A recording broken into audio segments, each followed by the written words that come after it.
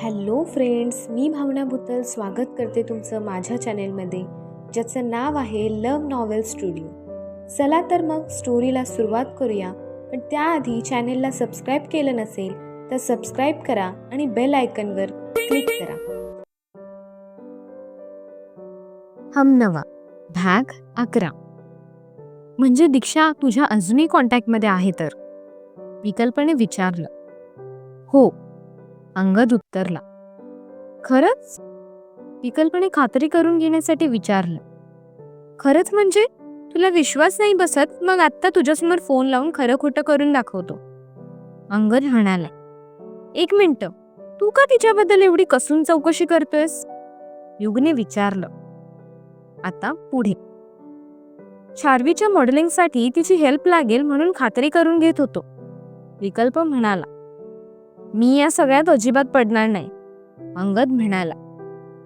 बरोबर पडशील, असं म्हणत विकल्प दोघांनाही घेऊन तिथून जाऊ लागला.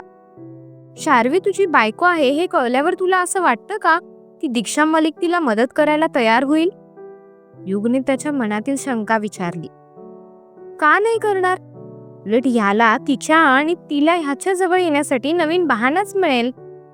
विकल्पाला चिडवतच अंगद म्हणाला. असं असेल तर मग तू हे लग्न करायचे राहूच दे. दीक्षा इज परफेक्ट फॉर यू. युग म्हणाला. युग, तू पण याच्यासारखं कुठे बोलतोयस? तुझ्याकडून मला असं काही अपेक्षित नाही. युगला इमोशनली ब्लॅकमेल करायला विकल्पाला बरोबर जमायचं. तुला घुमून फिरून मॉडेल सोबत लग्न करायचंय म्हणून मी बोललो. एक ऑलरेडी मॉडेल आहे आणि एक इन फ्युचर बनेल. नाही बनेल काही सांगू शकत नाही. त्यात हा अंगद तुझा आणि दीक्षा मलिकचं रिलेशन अशा पद्धतीने माझ्या समोर मांडतोय की माझ्या मनात तुम्हा दोघांना घेऊन नको नको ते विचार येऊ लागलेत. युग म्हणाला. मी कधी बोललो मला मॉडेल सोबत लग्न करायचंय? तुम्हाला सांगून काही उपयोगच नाही. तुम्हा दोघांना जो विचार करायचाय तो करा. मी चाललो. विकल्प चिडतच म्हणाला आणि त्या दोघांच्याही समोरून तिथून जाऊ लागला. अंगदचा हात येऊन युगच्या गळ्यात पडला. मला तर वाटतंय ह्याने हे लग्न नको करायला. दीक्षा इज परफेक्ट फॉर हिम. दोघेही एकमेकांना खूप चांगल्या पद्धतीने ओळखतात आणि ती जी रिस्पेक्ट याला देते त्याच्या 1% सुद्धा याची होणारी बायको देत नाही. विकल्पाच्या पाठमोऱ्या आकृतीकडे बघतच तो म्हणाला. मला पण आता थोडं थोडं असंच काहीसं वाटू लागलंय जे तुला वाटतंय. युग सुद्धा नरम आवाजातच म्हणाला. विकल्प जसजसं एक एक पाऊल टाकत पुढे गेला तसंच तो त्याची पावलं मागे टाकत उलट्या पावलांनी परत आला. ह्याला काय झालं? युगने अंगदला विचारलं. अंगद काही उत्तर देणार तोच. हातात भला मोठा चहाचा ट्रे घेऊन रागारागात एक एक पाऊल विकल्पच्या समोर टाकणारी शार्वी दोघांनाही दिसली. युग आणि अंगदने एकमेकांकडे पाहिले. पुन्हा नवीन सीन त्यांना बघायला मिळणार होता आणि तो बघायला ते दोघेही अति उत्सुक होते. असं मारकुट्या बैलासारखं का बघतेस? विकल्पने विचारलं. तुझ्या आईने म्हणजेच माझ्या आत्याने आणि 2 दिवसांनी होणाऱ्या माझ्या सासूबाईंनी 2 दिवसांनी होणाऱ्या माझ्या नवऱ्याला हा चहा नेऊन द्यायला सांगितलेला. हा चहा कोणी बनवलाय माहितीये? शार्वीने विचारलं. विकल्पने तिच्या प्रश्नाचं उत्तर देणं टाळलं. आताची घडी घालून शार्वीची सुरू असणारी नखरेल डायलॉगबाजी तो बघत सुद्धा होता आणि ऐकत सुद्धा होता. शार्वीने भुवया उडवतच त्याच्याकडे पाहिलं. तिला वाटलं असं केल्यावर विकल्प तिच्या प्रश्नाचं उत्तर देईल, पण विकल्पाच्या चेहऱ्यावरील साधी माशी सुद्धा हलली नाही. हा चहा अर्थातच मी बनवलाय. मी अगदी परफेक्ट चहा बनवते आणि माझ्यासारखा परफेक्ट चहा या घरात कोणीच बनवू शकत नाही. अशी स्तुती माझी किचनमध्ये सुरू होती. तुझ्या मित्रांसाठी आणि त्या मित्रांसोबत असलेल्या तुझ्या मित्रांच्या बायकांसाठी मला चहा बनवायची ऑर्डर देण्यात आली. पण ही शार्वी सुभेदार फक्त ऑर्डर देते, ऑर्डर घेत नाही. ती गोष्ट या घरातील लोक कधी कधी विसरतात, म्हणून तू विसरू नकोस. तसं पण या घरातील वयस्कर लोकांकडून जास्त अपेक्षा आपण नाही ठेवू शकत, बरोबर ना? शार्वीने विचारलं. अजून? विकल्पने उसासा टाकतच विचारलं. शार्वीची सुरू असलेली बडबड ऐकून तो कंटाळला होता. हे सगळं सांगण्याचा उद्देश हा होता की मी शार्वी सुभेदार तुझ्यासारख्या गुरांच्या डॉक्टरांसाठी अजिबात चहा बनवत नाही. मित्र तुझे मग त्यांचे लाड सुद्धा तूच करावेत असा विचार माझ्या मनात आलेला. पण मी बोलली जाऊ दे, ही शार्वी सुभेदार तशी खूप दिलदार आहे. हिचं मन जरा जास्तच मोठं आहे म्हणून तुझ्यासाठी तिने चहा बनवला. तसं बघायला गेलं तर छोटे छोटे शहरों में बड़ी बड़ी बातें होती रहती है, पर उसी बड़ी बड़ी बातों में बड़ा वाला ट्विस्ट भी होता है. शार्वी म्हणाली तसं विकल्पाला तिला आणलेल्या चहाला घेऊन संशय येऊ लागला. म्हणजे? न राहून त्याने विचारलं. मी सगळं अगदी योग्य प्रमाणात टाकून चहा बनवला. तुला थोडे कष्ट घेऊन मी आणलेला चहा फक्त उकळवून प्यायचाय. ट्रेमध्ये असलेल्या चहाच्या किटलीवर नजर टाकतच शार्वी म्हणाली. विकल्पने एक नजर तिच्यावर आणि एक नजर स्वतःच्या मित्रमंडळींवर टाकली. दोघांचाही सुरू असलेला तमाशा अंगद आणि युग बघत होते. शार्वी आणि विकल्पवर असणाऱ्या नजरा अंगद आणि युगने हटवल्या. आपण काहीच ऐकलं नाही आणि काहीही पाहिलं नाही असे आविर्भाव दोघांच्याही चेहऱ्यावर होते. युग तर अंगदला टेरेसवरून दिसणारा नजारा दाखवू लागला. विकल्पने रागातच थंडगार चहाची किटली उचलली. त्याचं झाकण उघडत त्याने किटलीतील चहा टेरेसवरून खाली फेकून दिला. रागात तो हे विसरला की टेरेस खाली आजी सुद्धा उभी आहे.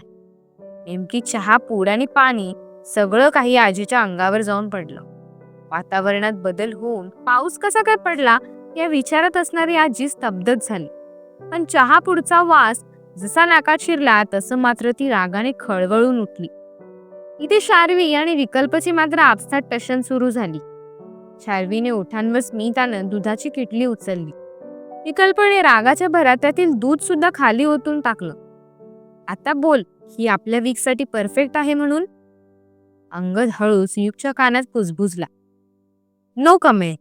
युग सुद्धा दबक्या आवाजात उत्तरला. चहा पिलास म्हणून सांगू ना? ओठांवर स्मितानं तच शार्वीने विचारलं.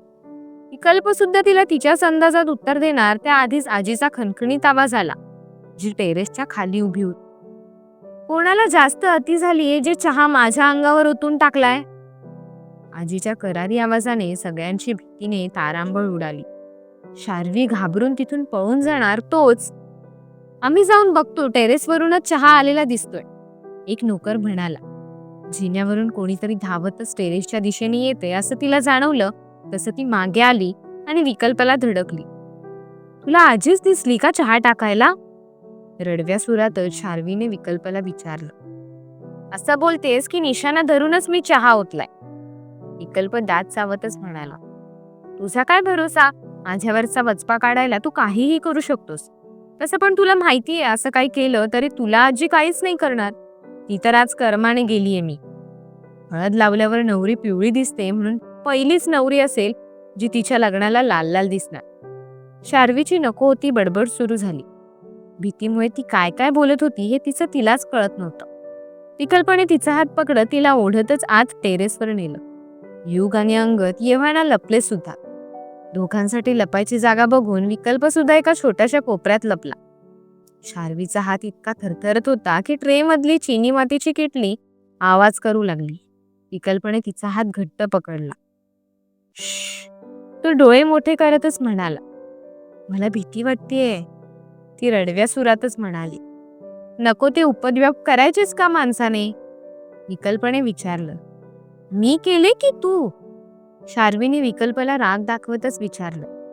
आता तर भीती वाटत होती ना? माझ्यासोबत भांडताना बरी भीती नाही वाटत ग? दोघांचीही दबक्या आवाजात भांडणं सुरू होती.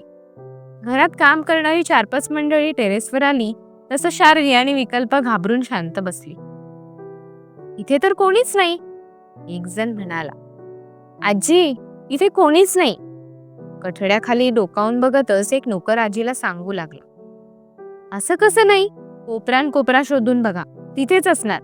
मी चाले, थांबा तुम्ही, तुमच्याने काहीच काम होणार नाही. आजीचा आवाज दोघांनाही ऐकू आला. भीतीनेही दोघांच्या चेहऱ्याचा रंगच उडाला होता. आता आपलं काही? शार्वी पुढे काही बोलणार त्याआधीच विकल्पने तिच्या ओठांवर तर्जनी टेकवली. तिने स्वतःचे डोळे गच्चपणे मिटून घेतले. डोळ्यात साचलेलं पाणी गालावरून उंघळलं. तिचा चेहरा विकल्पच्या इतका जवळ होता की शार्वीच्या जराशा हालचालीने तिच्या कधी गालाचा तर कधी हनुवटीचा तर कधी ओठांचा स्पर्श त्याच्या थेट छातीवर होत होता. तिचे वाढलेले श्वास सुद्धा त्याला जाणवू लागले होते. आजकाल ती जवळ आली किंवा तिचा स्पर्श जरी झाला तरी शरीरात अचानकपणे गरमी निर्माण होत होती. इच्छा नसताना तो तिच्याकडे ओढला जात होता. आपल्याला असं का होतंय हेच त्याला कळत नव्हतं. त्याचा हात तिच्या गालावरून फिरला. तिचे ओले गाल त्याने पुसले. जणू कोणीतरी हात पकडून त्याच्याकडून हे सगळं करवून घेत होतं. शार्वीने डोळे उघडले आणि ती विकल्पाकडे पाहू लागली. तो एकटक तिच्याकडेच बघत होता. तिने रागातच त्याची हनुवटी धरली आणि त्याची मान उजव्या बाजूला केली. तसे तो भानावर आला. त्याची ती नजर तिला थोडी सुद्धा वेगळीच जाणवली. आजी काठी टेकतच दोघांच्याही बाजूने निघून गेली. विकल्प आणि शार्वी अशा पद्धतीने लपले होते की ते तिच्या नजरेस पडले नाही. युगाने अंगची पण काही वेगळी अवस्था नव्हती. खाया पिया कुछ नाही, ग्लास तोडा 12 आना. अंगद दबक्या आवाजातच युगला म्हणाला. युगने त्याच्या ओठांवर दाब दिला आणि त्याचे ओठ बंद केले. आजी टेरेसवरून निघून गेली याची खात्री पटली त्याचे चौघांनी सुटकेचा श्वास सोडला.